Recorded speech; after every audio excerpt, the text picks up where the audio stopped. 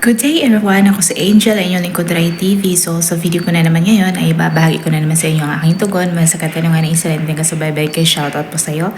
Sana ang interpretasyon na ito ang sagot sa iyong katanungan at para na din sa inyo dyan na mahikantol sa panaginip na ito, paalala ko lamang lagi na ito ay isang general interpretation. Kaya hinihiling ko sa inyo na unawain at tingnan mabuti ang mga nangyayari sa inyong buhay ngayon at gamitin ang mga impormasyon na maaaring ibabahagi ko at para labis nyo maintindihan ang ibig sabihin yung panaginip ay panoorin nyo ang video na ito hanggang sa matapos at kung ito ay nag-resonate bawat isa sa inyo, please leave us a comment at huwag natin kalimutang mag-like, mag-subscribe at hit na notification bell para maging update kayo lagi as may hindi pa nakapag-follow sa aking Facebook page. Follow nyo na po Duray TV at i-share nyo na din. Maraming salamat. Ang panaginip tungkol sa ipis na nasa loob ng bibig ay nagpapahayag ng much festivity at fanfare. Nasa tamang landas ka at maaaring someone is giving you permission to do something na maaaring nag-aalanganin ka sa iyong buhay. At ang iyong panaginip ay isang omen para sa thick-skinned nature. Siguro may mga bagay ka na ayaw mong i-acknowledge or tingnan. Ang ipis sa bibig ay isa ding premonition para sa faithfulness. Kailangan mo lang i-maintain ang happy median between what is ahead for you in the future at kung ano ang iyong naiwan sa nakaraan. At ang panaginip na ito ay isa ding signal for something na bago para sa iyong buhay. At kailangan mo lang na mag-work hard para makuha mo or ma-achieve mo ang iyong goal. Maaari din na ito ay symbol ng discomfort na maaaring mararanasan mo. Ang hindi kaya-ayang imahe within your dream ay nag-represent sa sense of unease or dissatisfaction na maaaring nag-infiltrated sa iyong pananaw or surroundings. At ang pagkalunok mo naman ng ipis sa iyong bibig signifies sa kung paano ang discomfort na ito nagiging overwhelming and invasive sa iyong daily life. Ang takot na iyong nararamdaman during sa panaginip na ito accurately reflect sa intensity na iyong mararanasan sa pagharap mo ng discomfort na ito.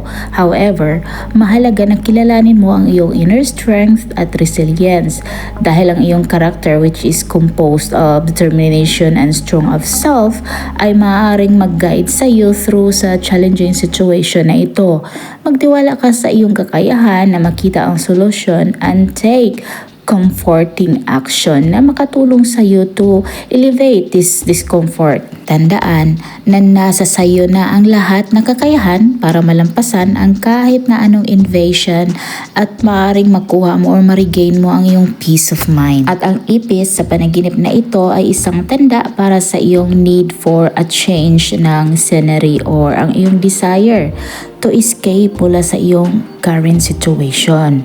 Kailangan mo lang magiging more independent and resourceful kaysa mag-rely ka palagi sa iba. Kailangan mo din na magiging more accepting sa iyong sarili at magiging less judgmental sa iba. Dahil ang panaginip is important para sa aspeto sa iyong sarili na maaaring kinakatakutan mo. Maaaring hinahanap mo pa ang iyong niche or ang iyong purpose sa buhay. Ang bibig naman sa panaginip na ito ay nangangahulugan ng iyong comfort zone and knowing your limitation.